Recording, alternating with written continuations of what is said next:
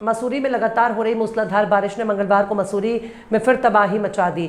मसूरी देहरादून मार्ग पर कोलू खेत के पास हनुमान मंदिर क्षेत्र में भारी भूस्खलन से सड़क पर मलबा और बोल्डर आने से करीब 1 घंटे तक यातायात ठप रहा।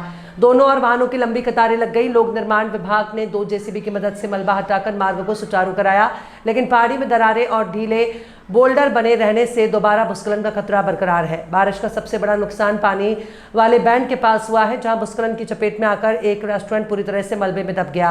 लाखों रुपए का सामान नष्ट हो गया। हालांकि समय रहते बाहर निकलने से अंदर मौजूद लोगों की जान बच गई। रेस्टोरेंट संचालक ऋषभ पवार ने बताया कि 16 सितंबर 2025 की आपदा में भी उनके यही रेस्टोरेंट तबाह हुआ था और तब भी उन्हें कोई मुआवजा नहीं मिला। उन्होंने आरोप लगाया कि रिटेनिंग वॉल और पहाड़ी पर सुरक्षा कार्य की मांग की गई, लेकिन प्रशासन ने अनदेखी की। उन्होंने सरकार और क्षेत्रीय विधायक और कैबिनेट मंत्री से आर्थिक सहायता और मुआवजे की मांग की है। नमस्कार, मेरा नाम ऋषभ पवार है। मैं यहीं का निवासी हूँ।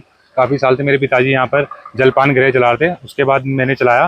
पिछले साल भी देखा होगा आपने, यहाँ पर आपदा आई थी, उसमें भी ये क्षतिग्रस्त हो गया था। लगभग ये 6 महीने नहीं हुए, मैंने सरकार से इसमें रिटेनिंग वॉल की डिमांड करी थी। इसमें कुछ इसका पहाड़ का ट्रीटमेंट कर दिए, इसमें प्लांटेशन कर दिए, पर सरकार की तरफ से इसमें कोई भी सहायता का कुछ वो कदम आगे नहीं आया। और ठीक कल की बारिश में ये ऐसा हुआ कि कल इतनी तेज भारी वर्षा के कारण मेरी पूरी दुकान में सारा सामान डैमेज हो गया। भारी मलबा के कारण सारी मिट्टी अंदर घुस गई और मेरा सारा सामान खराब हो गया। क्या कहना चाहिए, नुकसान बहुत ज्यादा हो गया। किसी तरीके से यहाँ कोई रह रहा था रात को, कोई खाई नहीं।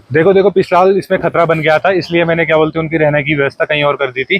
फिलहाल तो इसमें कोई जान मान का कोई खतरा नहीं हुआ, सिवाय इसमें मेरा सारा सामान का नुकसान हुआ।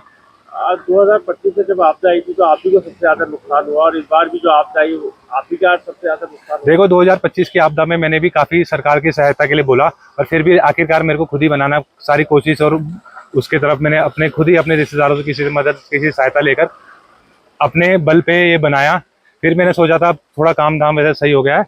फिर इस बार मैंने सरकार से सहायता करी थी कि मैंने थोड़ी रिटेनिंग वॉल इसमें पुस्ते लग जाए, कुछ प्लांटेशन हो जाए ताकि पहाड़ ना गिरे, पर इसमें किसी ने नज़रअंदाज करके इसकी तरफ कोई ध्यान नहीं दिया, और ये कारण है इसका नुकसान हो गया मेरा। अधिकारी कोई पहुंचा है क्या मौके पे? मौके पे अभी आईजीएम सर आए थे, उन्होंने बोला है कि मैं अभी जेसीबी भेजता हूँ यहाँ से मलबा वगैरह हटाने की, पर अभी तक कोई वो नहीं है। अभी तक सरकार की तरफ से कोई मदद नहीं है। मैंने सारे अपने जानने वाले सारे लड़के आसपास के गांव के ये आप भाई लोग सारे आ रखे हैं, मेरी मदद करा रहे हैं सुबह सामान निकालने में।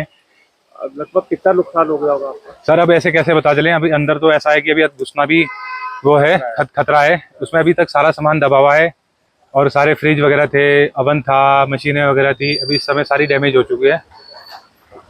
ये चीजें तो देखो लाइफ में चलती रहती है, अगर हम इन चीजों को देखेंगे तो हम कुछ नहीं हो पाएगा।